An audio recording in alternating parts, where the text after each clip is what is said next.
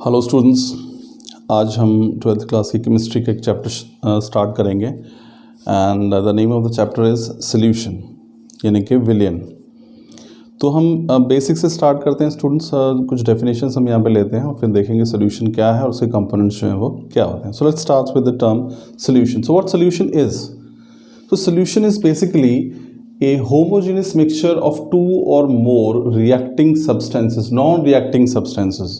यानी कि solution जिसको आप विलयन कहते हैं, what is it? It is a mixture, homogeneous mixture. Homogeneous बोलते हैं समांगी मिश्रण। Homogeneous means जब आप किसी दो कंपोनेंट्स को मिक्स करें और उनकी जो कंपोजिशन है वो यूनिफॉर्म हो जाए, उसमें एक रूपता आ जाए, तो उसको बोलते हैं होमोजीनियस। तो होमोजीनियस मिक्सचर है, मिश्रण है टू और मोर नॉन रिएक्टिंग सब्सटेंसेस, दो या दो से अधिक पदार्थों का मिश्रण, समांगी मिश्रण जो आपस में अभिक्रिया नहीं करते हैं, दे आर नॉन रिएक्टिंग, उसको सोल्यूशन कहते हैं। तो solution is basically a homogeneous mixture of two और मोर नॉन रिएक्टिंग सब्सटेंसेस। अब एग्जाम्पल से लेते हैं। Example is sugar solution and salt solution. Sugar solution की अगर हम बात करें, चीनी का घोल जो है पानी के अंदर, अब इसमें क्या है, चीनी और पानी जो आपस में रिएक्शन नहीं कर रहे हैं, लेकिन दोनों के मिलने के बाद जब आप चीनी में मिला देते हैं पानी में, तो दोनों की कंपोजिशन जो है वो एक ही हो जाती है। So that is uniform composition. तो ये है हमारे पास के मिलने के बाद दो कंपोनेंट्स जो हैं वो एक ही हो गए हैं, तो ये होमोजेनस मिक्सचर बन गया है दो सब्सटेंसेस का। सॉल्ट सोल्यूशन है, ऐसे नमक का घोल है पानी के अंदर, आप नमक पानी में मिलाएंगे तो दोनों ही घुलकर एक हो जाएंगे, और ये जो एक होना है इसी को समांगी मिश्रण कहते हैं। तो ये भी एक एग्जाम्पल है सोल्यूशन का। स्टूडेंट्स, अब हम बात करते हैं इसके कंपोनेंट्स की, यानी कि सोल्यूशन के जो कंपोनेंट्स हैं या घटक है वो कौन कौन से हैं। आमतौर पर जो सोल्यूशन के घटक होते हैं वो दो हैं।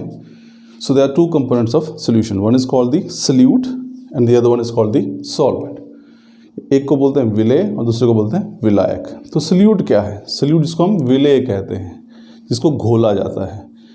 And how you define this solute? Solute is basically that component of the solution which is present in small amount. तो वो घटक जो कम मात्रा में मौजूद है उसको हम सल्यूट कहते हैं। जैसे अगर आपने पानी और चीनी का घोल बनाया है तो उसमें कम मात्रा किसकी ली है आपने? चीनी की। नमक का घोल बनाया पानी में तो कम मात्रा किसकी ली है आपने? नमक की। तो जिसकी मात्रा आप कम लेते हैं उसको हम सल्यूट या फिर विलेय कहते हैं।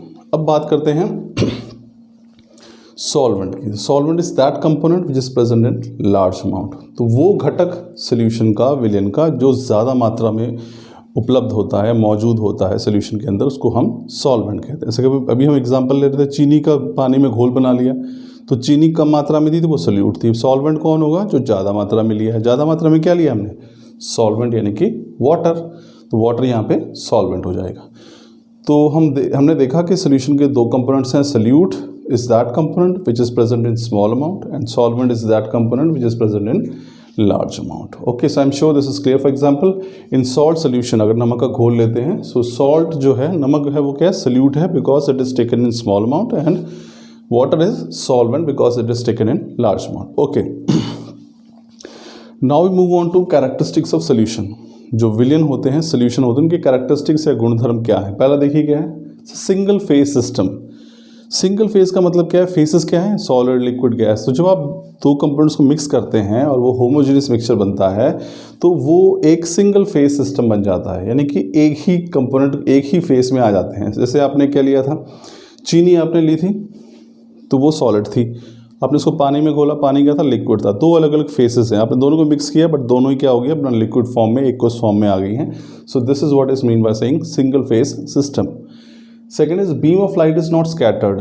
तो स्टूडेंट्स, अगर आपने अंतर जानते हैं हम कोलाइड्स के बीच में और ट्रू सोल्यूशन के बीच में, तो सबसे इंपॉर्टेंट यही है कि कोलाइड सोल्यूशन में से जब आप लाइट पास करते हैं, beam of light, the light gets scattered, वो फैल जाती है लेकिन जब ट्रू सोल्यूशन के पार्टिकल्स का साइज इतना छोटा होता है, या सोल्यूशन की अगर मैं बात करूँ उसका साइज इतना छोटा है पार्टिकल्स का, कि वो लाइट को स्कैटर नहीं कर पाते हैं। तीसरा पॉइंट देखिए, components can not be seen with naked eyes. अब जो आपने चीनी को पानी में घोल लिया तो आप उसमें देखेंगे कि आपको कहीं भी उसके कंपोनेंट्स जो हैं वो सोल्यूशन के नज़र नहीं आएंगे। घटक आपको ना तो सल्यूट नज़र आएगा उसके अंदर, ना सॉल्वेंट अलग से कहीं पे।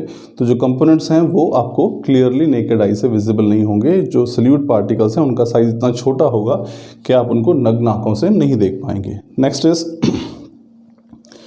Particles do not settle down on keeping. यहाँ पे क्या है कि जो पार्टिकल्स होते हैं सोल्यूशन के, उनका साइज़ इतना छोटा होता है, इतने वो हल्के कि वो लगातार मोशन में रहते हैं और वो सेटल नहीं होते हैं। आमतौर पर अगर आप कोई आप एग्जांपल लीजिए, अगर आपने पानी में रेत घोल लिया और उसको आपने घुमा लिया, उसका सोल्यूशन तैयार करने की कोशिश कर रहे हैं, तो वो थोड़े समय में कुछ चीज़ें घुलेंगी, लेकिन मिट्टी जो है वो भारी होने की वजह से नीचे सेटल हो जाएगी, तो कंपोनेंट्स वो सेटल हो गए। लेकिन यहाँ पे क्या है कि जो कंपोनेंट्स हैं सोल्यूट के, साइज़ इतना छोटा है कि वो सेटल नहीं होंगे ऑन कीपिंग, यानी रखने पर, बिना डिस्टर्ब किए रखने पर वो सेटल नहीं होते हैं। फाइनल जो है वो है कंपोनेंट्स जो है इनको हम सेपरेट नहीं कर सकते हैं बाय फिजिकल मेथड। सिंपल आपने फिल्ट्रेशन कर दी और कुछ और कर दिया, तो जब सोल्यूट के पार्टिकल्स उसमें से पास होंगे तो सॉल्वेंट के पास हो जाएंगे। तो फिजिकल मेथड से इनको सेपरेट करना सोल्यूशन के कंपोनेंट्स को इट्स नॉट पॉसिबल। तो स्टूडेंट्स ये टॉपिक था, आई एम श्योर आपको समझ में आएगा। हमने पढ़ा कि सोल्यूशन होता क्या है। It's a homogeneous mixture of two और more non reacting substances. A solution has two components, solute one which is present in small amount and solvent which is present in large amount. So a salt solution, salt is present in small amount, so it is salt is solute, and it is dissolved in water, so it has water has major portion, so it is called solvent. Characteristic is that a solution is a single phase system, beam of light cannot be scattered, components cannot be seen with naked eyes, particles do not settle on keeping, and finally components cannot be separated by physical methods. Thank you, students.